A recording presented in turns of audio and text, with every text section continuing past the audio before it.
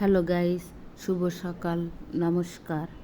আশা করি যে যেখান থেকে এই মুহূর্তে আমার এই ভিডিওটি দেখছো সবাইকে অসংখ্যবার ধন্যবাদ। সবাই ভালো আছো, সুস্থ আছো। আজ আমি রান্না করব ট্যাংরা মাছ। ট্যাংরা মাছকে প্রথমে নুন হলুদ দিয়ে মাখিয়ে রেখেছি, আর লাউ কেটে রেখেছি। এবার একটি ফ্রাই প্যানে তেল দিয়ে একটু নাড়াচাড়া করে গরমের অপেক্ষা করব। তারপর আমি ট্যাংরা মাছগুলি দিয়ে দিব। ট্যাংরা মাছ দিয়ে আমি ভালোভাবে সেট করে নিয়ে মিডিয়াম জাল দিব।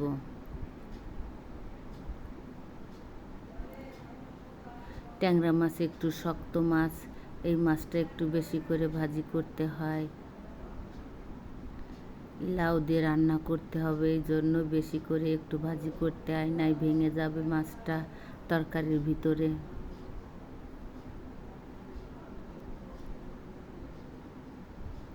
আমার মাছটা ভাজি হয়ে গিয়েছে, আমি এবার নামিয়ে রাখবো। এবার অন্য একটি ফ্রাই প্যানে তেল নিয়ে তেলে গরম হলে আমি দিয়ে দিব তেজপাতা, তারপর গোটা জিরে। তেজপাতা আর গোটা জিরে ভাজা ভাজা হয়ে ভালো সুগন্ধি বের হবে, তখনই আমি লাউ দিয়ে দিব।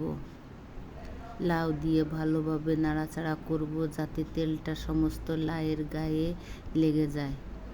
এবার দিয়ে দিচ্ছি ধনিয়া আর জিরার গুঁড়া, দিয়ে দিয়েছি হলুদের গুঁড়া, দিয়ে দিয়েছি লাল মরিচের গুঁড়া। সমস্ত উপকরণ একসাথে লাউয়ের সাথে মিশাইতে হবে ভালোভাবে, যাতে সব লাউয়ে এই মশলাগুলো গায়ে লেগে যায়। এবং ঢাকনা দিয়ে আমি ঢেকে রেখেছিলাম, তাতে কিছু পানি বের হয়েছে। এই পানিতে কষিয়ে আমি জল দিয়ে দিব। সম পরিমাণ পানি জল দিয়ে ঝোল ঠিকমতো সেট করে আমি নেড়ে চেড়ে দিব। লাউ বেশি জল দেওয়া লাগে না, কারণ লাউ পানি জাতীয় তরকারি, তাড়াতাড়ি সেদ্ধ হয়ে যায়। লাউ বেশি জাল লাগে না, অল্প জালেই লাউটা গলে যায়। এবার আমি দিয়ে দিলাম ট্যাংরা মাছগুলো, এবং এই মাছ ভালো করে নেড়ে চেড়ে ট্যাংরা মাছগুলো ঝোলের নিচে রাখতে হবে, যাতে ভালোভাবে সেদ্ধ হয়ে যায়। বন্ধুরা, তোমরা আমার এই ভিডিও দেখে যদি কোনো অংশে একটু ভালো লেগে থাকে, তাহলে তোমরা লাইক, কমেন্ট, শেয়ার করো। এবং ভিডিও দেখার প্রথমেই লাইক দিয়ে ভিডিও দেখা শুরু করো, এবং আমার পাশে থেকে আমাকে সাপোর্ট করো। আমার লবণ দেওয়ার কথা ঝোলের সময় ছিল, কিন্তু আমার মনে ছিল না, তাই আমি এখন দিয়ে দিলাম লবণ। লবণ সবসময় লাউয়ের ঝোলে দিতে হয়। লাউয়ের সাথে সাথে দিলে লাউয়ের গায়ে লবণ মেখে নোনতা হয়ে যায়।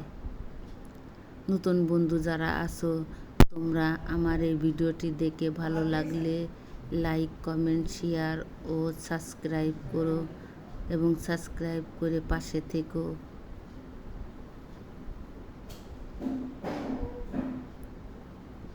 আমি তরকারিটা ভালোভাবে নেড়ে চেড়ে দিচ্ছি, কারণ ঝোলটা শুকিয়ে এসেছে। আমার তরকারি হয়ে গিয়েছে। তারপর আর 2 মিনিট পর আমি ঢাকনা দিয়ে ঢেকে দিলাম। এবার নাড়াচাড়া করতে হবে, কারণ তরকারিটা বারবার ঢেকে নাড়াচাড়া করলে সে তরকারিতে স্বাদ দ্বিগুণ হয়ে যায়, বিশেষ তো ঝোলের তরকারি।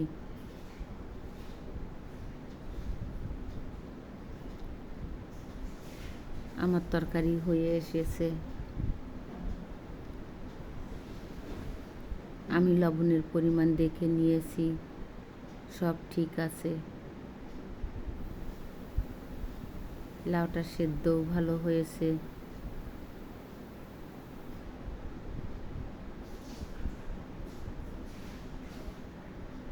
এবার লাউটা হয়ে গিয়েছে, আমি এখন নামিয়ে রাখবো।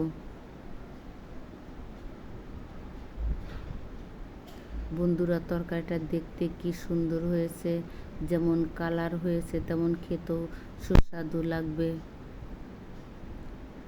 আমি তরকারিটা নামিয়ে রাখলাম। এবার অন্য একটা কড়াইতে তেল দিয়ে গরমের অপেক্ষা করে তার মধ্যে আমি দিয়ে দিব তেজপাতা, আর দিয়ে দিচ্ছি রাঁধুনির মশলা। তেজপাতা রাঁধুনি একসাথে ভালোভাবে ভাজা ভাজা হলে আমি চিংড়ি মাছ আর মরিচ দিয়ে দিব। মরিচ আর চিংড়ি মাছ যখন ভাজা ভাজা হয়ে যাবে তখন এর মধ্যে আমি কাঁঠালের বিচি দিয়ে দিব। কাঁঠালের বিচি, চিংড়ি মাছ আর মরিচ ভাজা ভাজা হয়ে একটা সুস্বাদু গন্ধ বের হবে এবং শাকটা তখন খেতেও খুব মজা লাগবে। বন্ধুরা, তোমরা কাঁঠালের বিচির লাল অংশটা তুলে ফেলে দাও, কিন্তু আমি তুলি না, এতে প্রচুর পরিমাণে আয়রন থাকে। বাদামের যদি লাল অংশটা খেতে পারি, তাই এটারও কাঁঠালের বিচির লাল অংশ খেতে পারবো। সব মশলা একসাথে কষিয়ে আমি যখনই একটু ভাজা ভাজা হবে তখন আমি শাকটা দিয়ে দিব।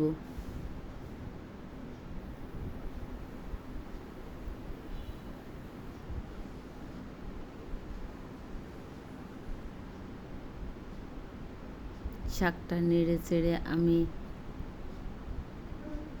আর একটু শাক আছে সেটুকু দিয়ে দিব।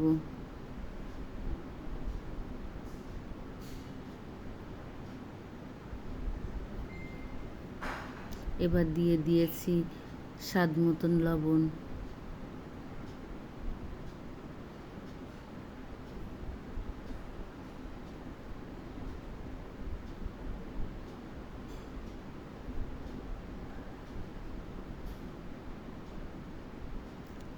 শাকটা আমি ঢাকনা দিয়ে ঢেকে দিলাম।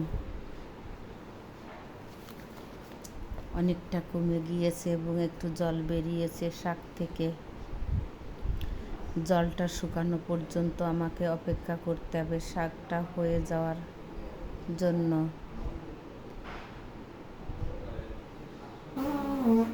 শাকটা আমি আবারও ঢেকে দিলাম। ঢেকে দিয়ে নাড়াচাড়া করব। শাকটার ঝোল শুকিয়ে গিয়েছে।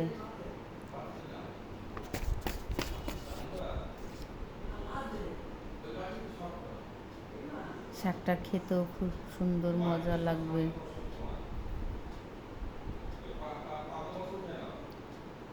প্রত্যেকটি ডাঁটা সিদ্ধ হয়ে গিয়েছে।